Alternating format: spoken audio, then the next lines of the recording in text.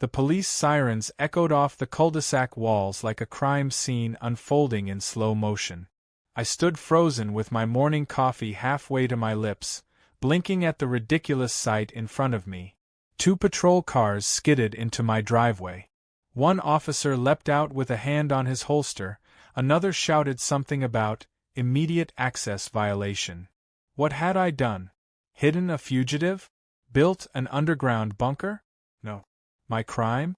I installed a fingerprint-activated security lock on my side fence. That's it. And the woman who called 911?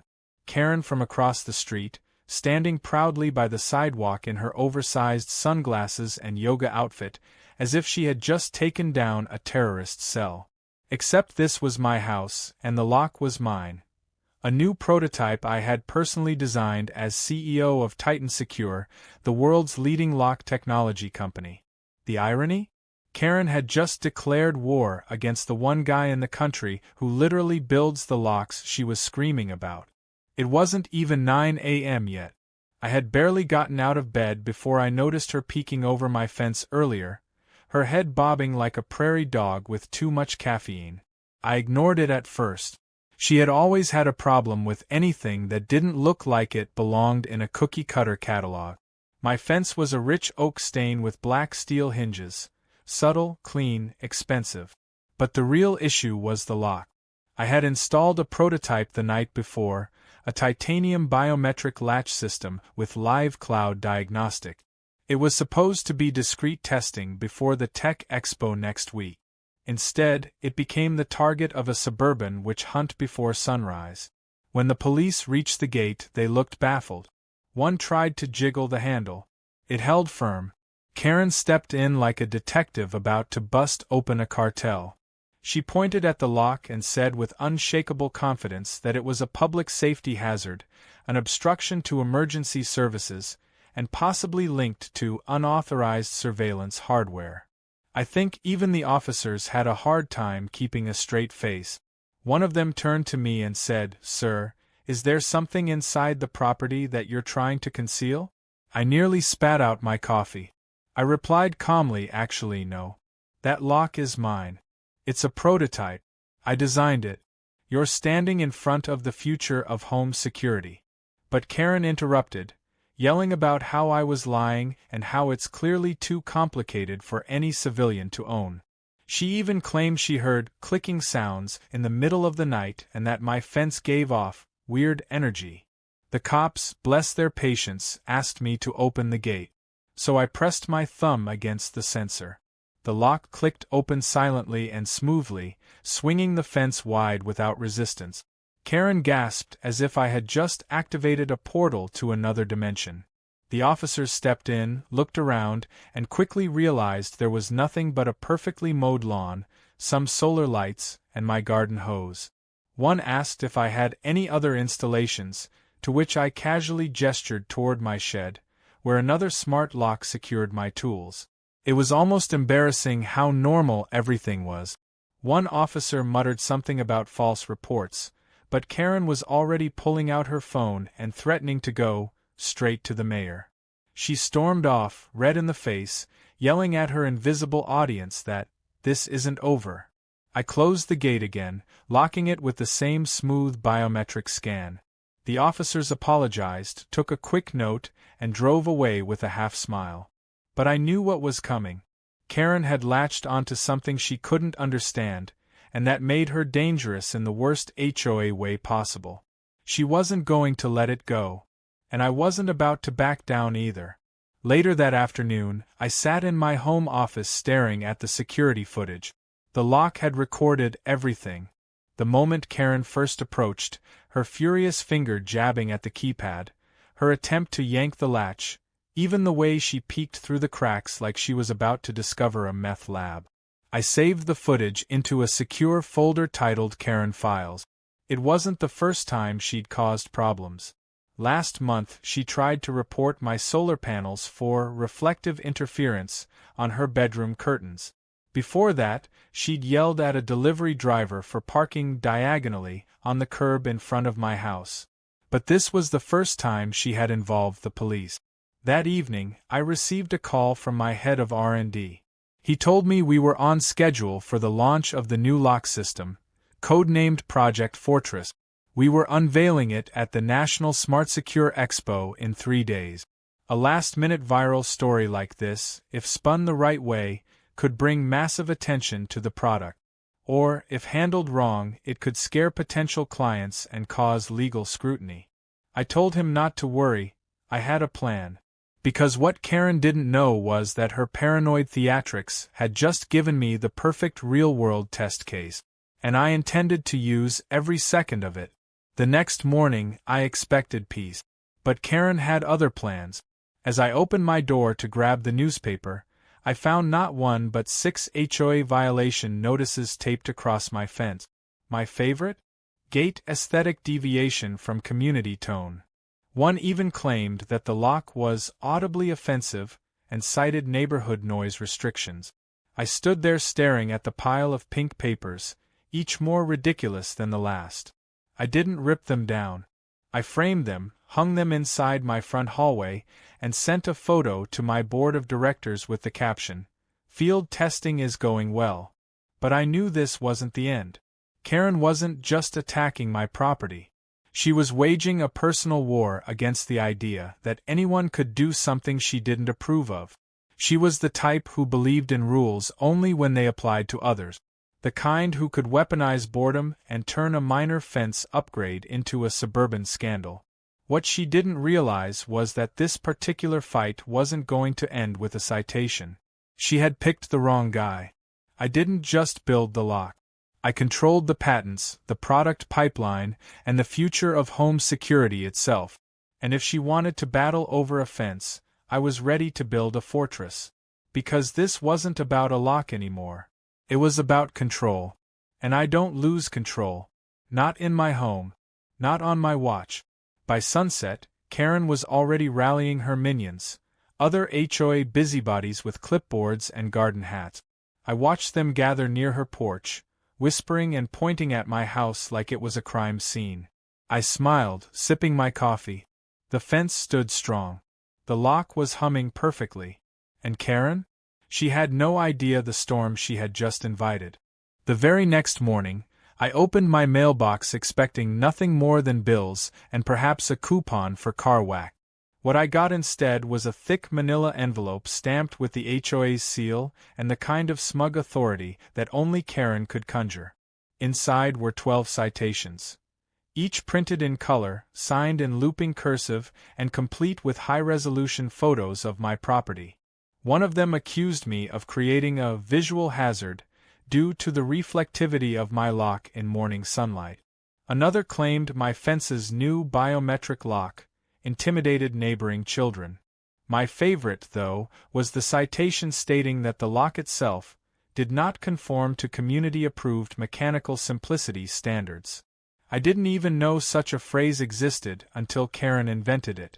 Clearly, she had stayed up all night digging through whatever half-baked rulebook the HOA clung to, desperate to find any regulation that could be stretched, twisted, or flat-out fabricated to make my life difficult.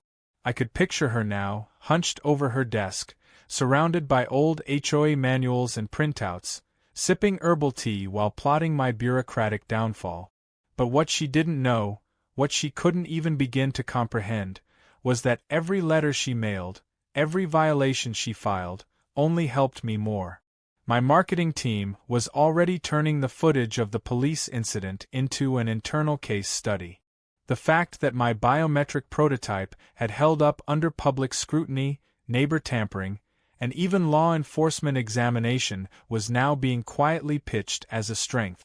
In a twisted way, Karen had become the unintentional face of Titan Secure's product testing. But she wasn't done. Not even close. Around noon, while I was reviewing analytics on our new ad campaign, my phone buzzed with a notification from the property's security system. Motion detected. North perimeter. I opened the live feed, half expecting to see a squirrel or a delivery truck. Instead, there she was again. Karen, armed with a tape measure and a notepad, squinting at the gate from 6 different angles. She tiptoed like she was defusing a bomb, careful not to touch the lock directly but clearly inspecting it. Then she pulled out her phone and began filming herself. I turned up the volume on the feed. She was narrating. "This is Karen Elizabeth Hayes reporting from what may be the first suburban surveillance gate in this region," she said, as if auditioning for a discount version of 60 Minutes. Note the size of the lock. Unnecessary. Threatening. This could be storing something. Possibly government-grade tech.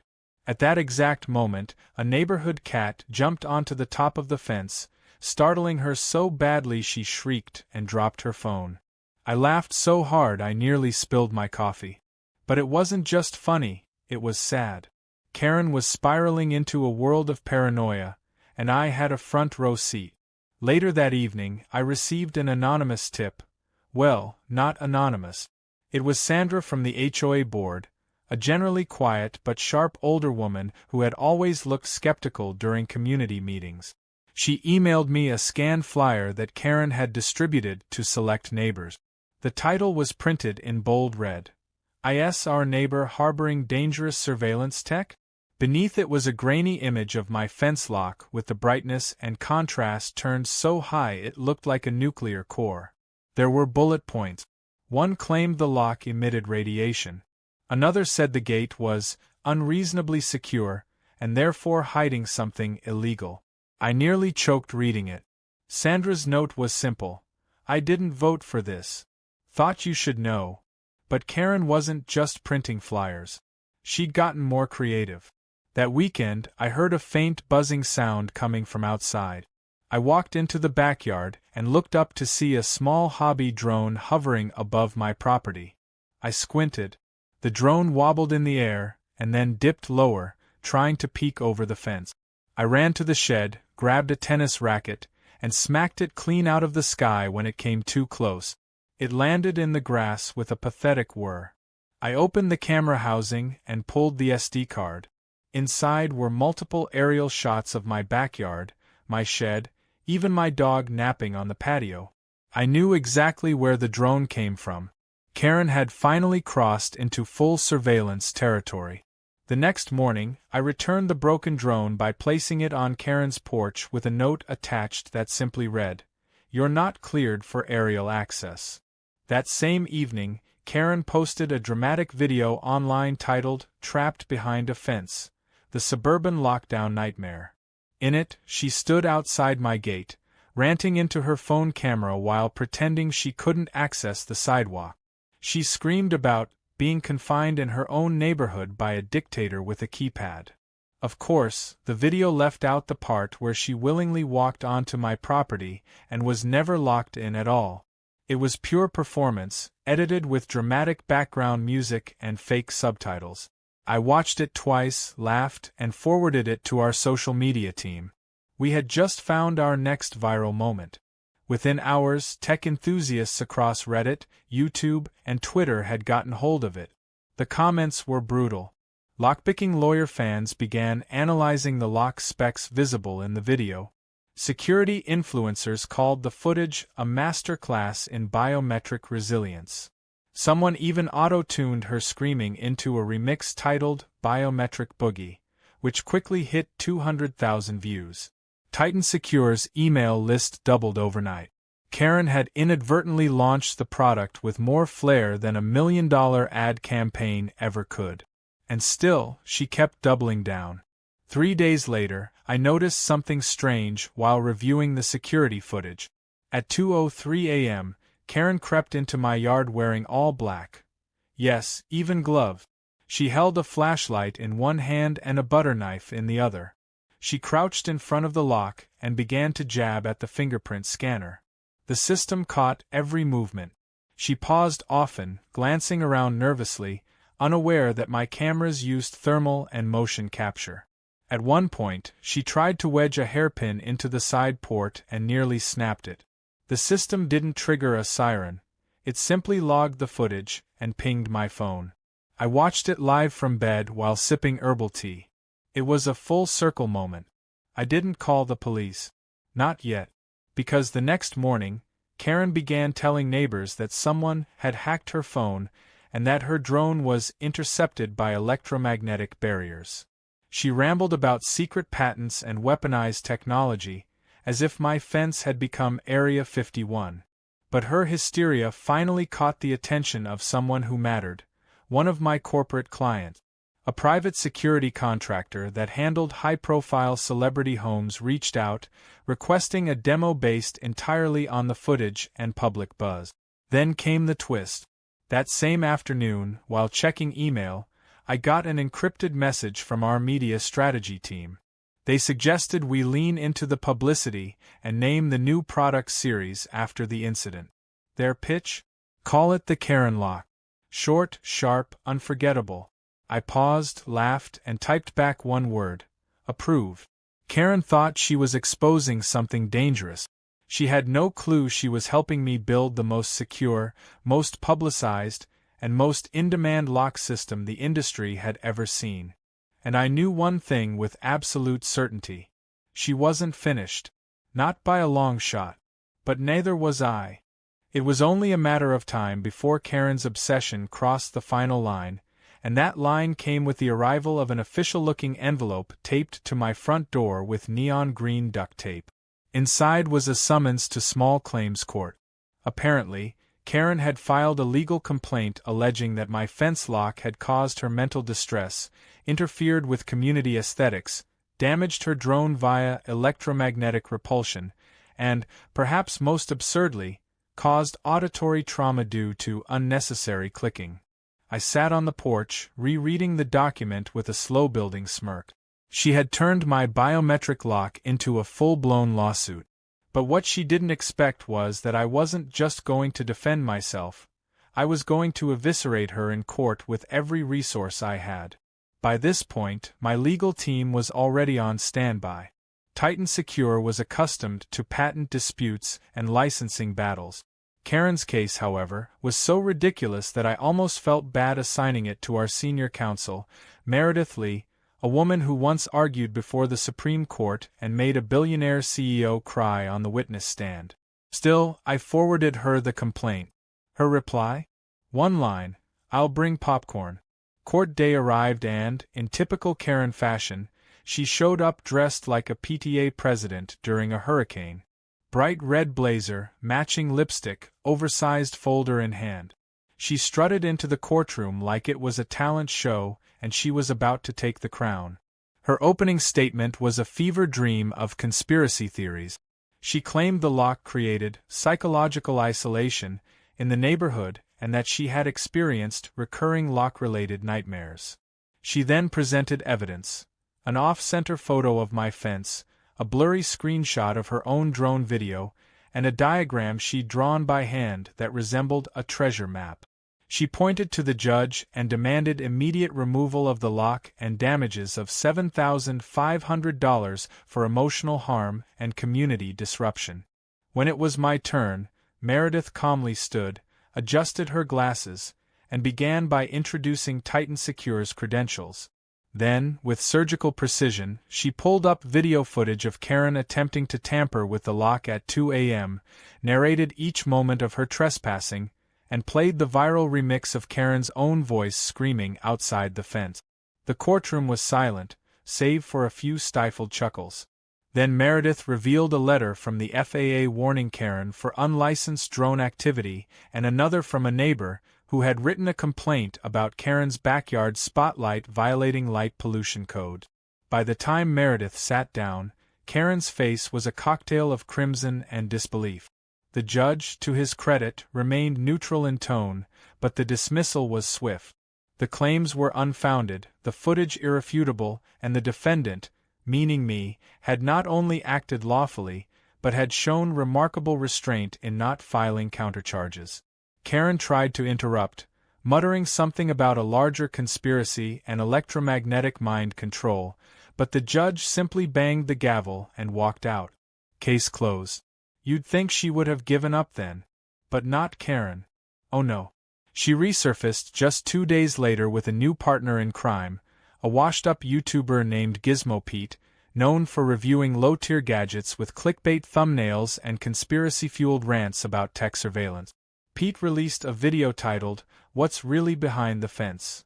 Smart Locks, Dumb Neighbors, and the Truth They Don't Want You to Know." In it, he and Karen approached my fence like they were storming a military base. He attempted to dismantle the lock live with a set of tools from a gas station. The result? The lock didn't budge. Pete got zapped by the lock's low-voltage tamper response and let out a yelp that echoed across the cul-de-sac. Karen gasped and pulled him away like he'd stepped on a landmine. The video went viral for all the wrong reasons. Comments flooded in mocking Pete's incompetence and calling Karen the final boss of HOA Carendom. Memes exploded. My company's inbox received hundreds of inquiries. One particularly enthusiastic security firm offered to bulk purchase our next 10,000 units under the condition we include tamper footage for employee training. I forwarded the video to my executive team with a simple caption, "Marketing budget saved." Still, even with public opinion swinging further in my favor, I knew Karen wasn't operating alone anymore. She'd begun manipulating HOA members, whispering about neighborhood over-securitization, and claiming I was turning the block into a tech dictatorship. Then, unexpectedly, an ally emerged from the shadows. Sandra, the soft-spoken board member who had earlier warned me about Karen's flyers, approached me during my morning jog. She pulled me aside and handed me a flash drive. "You didn't get this from me," she said. "But it's time someone knew what she's really doing." Back home, I loaded the content. It contained dozens of internal emails, HOA meeting transcripts, and screenshots of Karen misusing her position. She had been pocketing late fees meant for community improvement, using HOA funds for personal landscaping, and submitting maintenance requests under fake names to direct resources to her own property. She even had a burner email called Concerned Neighbor 94 that she used to report infractions she herself invented. One thread in particular stood out, an email where Karen discussed forcing residents to use standardized lock models that she personally approved. It was all I needed to take this to the next level. That night, I held a quiet strategy meeting with my PR team, legal advisors, and Titan Secure's media coordinator. The plan was simple: go public. Not in an aggressive, retaliatory way, but with calm professionalism.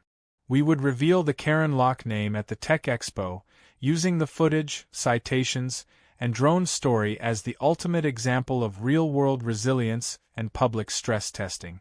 The tagline? Built to survive paranoia. But behind the scenes, we would forward the incriminating HOA documents to the full board. Karen's reign was built on a foundation of gossip, manipulation, and fear. It was time to bring that foundation down. A few days later, I watched from my porch as Karen marched down the sidewalk, gripping a petition filled with forged signatures, an attempt to ban all biometric devices within the neighborhood. But this time, no one followed her. Neighbors avoided eye contact. One even crossed the street. I knew the tide had turned. And as she passed by my fence, still locked and glowing faintly in the twilight, she stopped. She looked directly into my security camera, narrowed her eyes, and muttered something I couldn't quite hear. I smiled and waved. Karen had declared war on a lock. I had responded with evidence, elegance, and the full weight of a corporate empire. But the next phase was already in motion, and it was going to hit harder than any HOA citation ever could. Because now, it wasn't just about her tantrum. It was about exposing a bully who'd finally picked a target that could push back. And I was just getting started.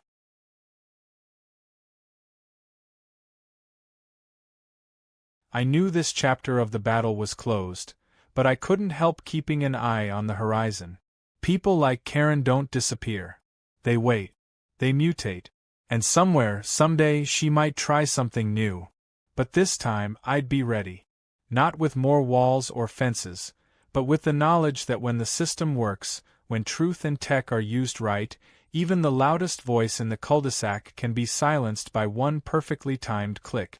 The days leading up to the Tech Expo felt electric with tension and anticipation. My company, Titan Secure, had finalized the press kit, the launch campaign was preloaded across platforms, and our marketing department had one final ace up their sleeve: Operation Declassify. The idea was simple yet devastatingly effective.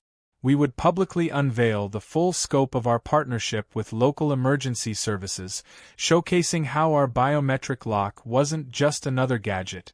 It was a federally vetted device integrated with override protocols accessible only to law enforcement and fire departments.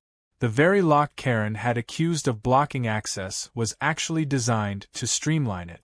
That alone would be enough to dismantle every argument she had ever made. But we weren't stopping there. Along with the reveal, we'd be dropping select clips from her own viral footage as part of a case study in public reaction to security innovation. It wasn't about revenge. It was about narrative control, and we were about to seize it. While the team polished the final draft of the press release, I walked out to my front yard, coffee in hand, and glanced across the street. Karen's porch was unusually quiet. No flyers. No hand-painted protest signs. No digital tyranny awareness boards. Just her standing silently behind the blinds, staring out at my home like a general watching her empire crumble. I didn't wave this time. I simply sipped and smiled. The silence was louder than any rant she'd thrown in weeks. That morning, a neighborhood alert buzzed my phone. An emergency HOA board meeting had been called. Closed door. No guests. No recordings. That alone was suspicious, but I didn't have to wait long to find out what happened inside. Sandra texted me 2 hours later with just one word: remove. Karen had been voted out as HOA president by a nearly unanimous board. The deciding blow came from the documents I'd submitted, the embezzlement screenshots, and her misuse of her position. Even the most loyal bootlickers on the board couldn't defend her anymore. She had made too many enemies, crossed too many lines. Her micromanagement had suffocated the very people she claimed to protect. One board member even called her administration a dictatorship with garden gnomes. As poetic justice would have it, Karen's replacement was Sandra, diplomatic, fair, and fiercely allergic to nonsense. Her first act was to propose a rollback on arbitrary citations and a revision of the neighborhood's security code guidelines to accommodate modernized smart devices. In short, my lock had become the legal standard for acceptable security tech in the neighborhood. Later that evening, a storm of quiet unrest brewed at the community bonfire event, hosted every month to promote goodwill. Karen showed up in full rebellion mode, wearing a t-shirt that read, "Unlock the Truth," and dragging a rolling speaker behind her. While everyone mingled over hot dogs and lawn games, she climbed up onto the small wooden stage, grabbed the microphone, and launched into a dramatic speech about how our community was under siege by Silicon Valley arrogance, and that her removal from the board was a coordinated smear campaign. Her voice cracked. Her eyes darted toward me. But no one backed her up. In fact, several people walked away mid-sentence. I didn't even have to say a word.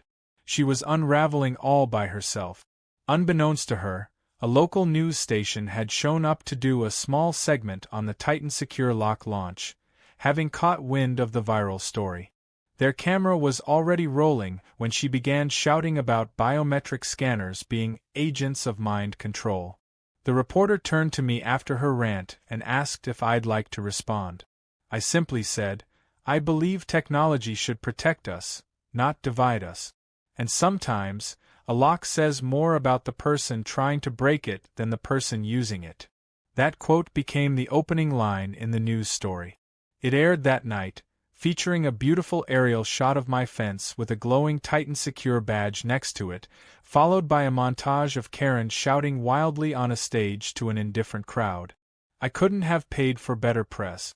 The following day, our company officially launched the K01 series.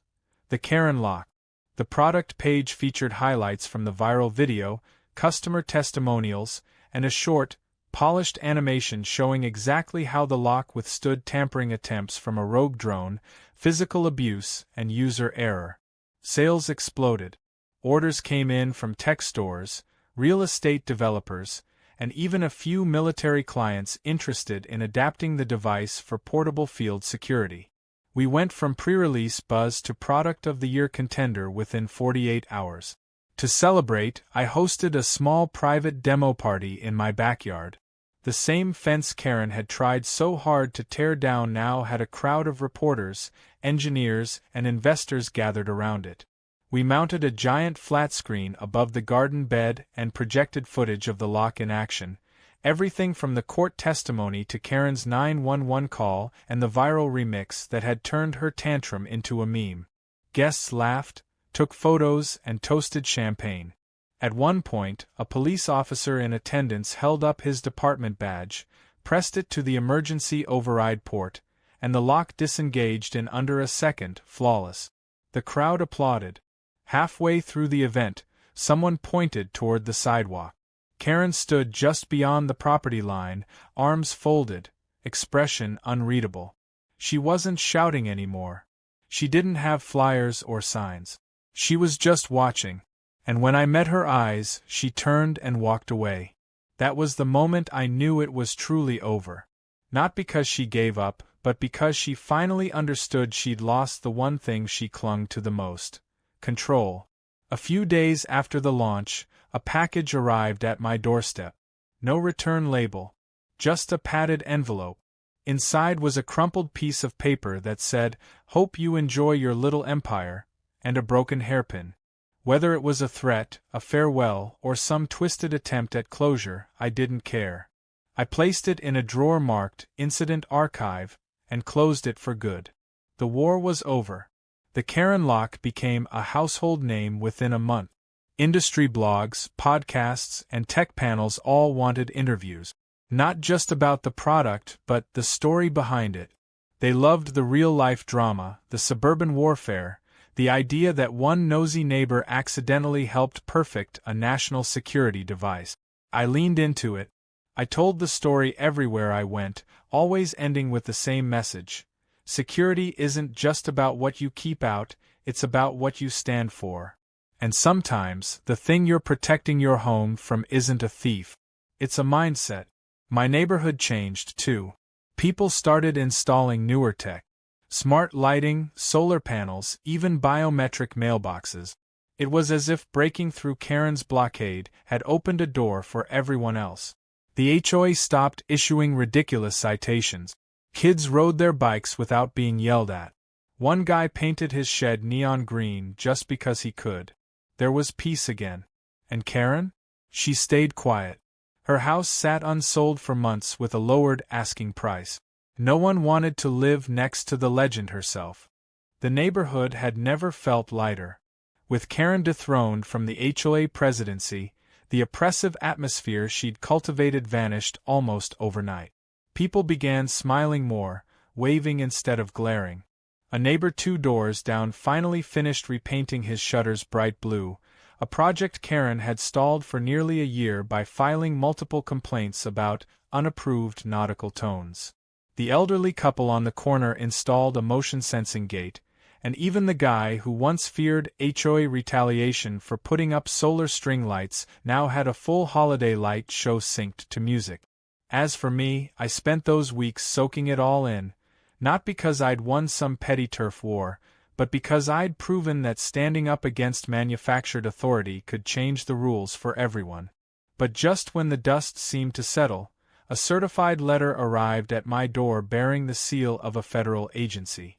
For a moment, my pulse jumped. Had Karen somehow leveraged her connections and escalated things?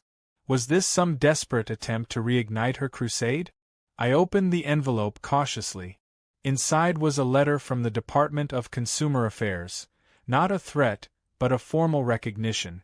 It congratulated Titan Secure on the successful deployment and public demonstration of the K01 series, and included an invitation to consult on upcoming legislation regarding biometric security in residential zones. Apparently, the viral storm Karen had created became the catalyst for serious national discussion. Without realizing it, she had given our technology exactly the kind of real-world field stress it needed to become credible on a policy level. She tried to bring us down, and we'd just been bumped to the national stage because of it. Meanwhile, Karen had all but disappeared from public view. Her social media profiles went dark. The weekly HOA newsletter had scrubbed any mention of her tenure. Her porch, once stacked with rulebooks and HOA pamphlets, now sat barren, a withering flowerbed as the only remaining evidence of her former glory. But there was one last burst of drama waiting in her, because of course there was. The final blow came during the community's quarterly audit when Sandra, now acting HOA president, announced that Karen had failed to disclose multiple financial discrepancies. She had authorized reimbursements for expenses that didn't exist, including a $700 community lock inspection, performed by a company that turned out to be her nephew's garage startup. The audit team confronted her directly. According to Sandra, Karen responded by yelling that it was all a deep fake conspiracy orchestrated by Titan Secure and the government. That was the last official act she performed before she resigned from the board entirely. Her house went on the market the next morning. It wasn't a quiet exit. She held a garage sale that looked more like a silent protest. Lawn chairs, homemade signs, cheap electronics, and a stack of HOA rights flyers that no one picked up. She scowled at anyone who browsed. When I passed by on a jog, she turned her back. I didn't say a word. Some battles don't need to be relived, and I had no interest in rubbing salt in a wound that was already self-inflicted. Still, a few days later, I received one final reminder that she hadn't entirely moved on. A padded envelope showed up at my office. No return address. Inside was a tiny plastic toy lock and a sticky note with the words, "Locks can be picked." It would have been comical if it weren't so utterly on-brand. I placed it in a drawer marked archive alongside the broken drone, the fake citations, and the burnt court summons. My personal Karen museum. In contrast, my fence became something of a community icon. The same gate that had sparked a ridiculous war now symbolized innovation and resistance. Local journalists called it the gate that changed the HOA. Parents brought their kids to see the high-tech lock in action, and I even gave a few impromptu demos. One young boy said he wanted to invent a lock that turned intruders into marshmallows. I told him to aim higher, maybe a lock that kept nosy people out of your business entirely. We both laughed. Things weren't just changing locally. The Karen lock, as it was now officially branded, continued to dominate the smart home tech market. Sales numbers shattered every projection. Our name was being mentioned in boardrooms that had previously ignored residential tech. A national home builder reached out to explore integration deals, and I was booked for a keynote speech at a cybersecurity conference in Las Vegas. The saga that had begun with one irrational 911 call was now fueling partnerships, legislation, and the future of home automation.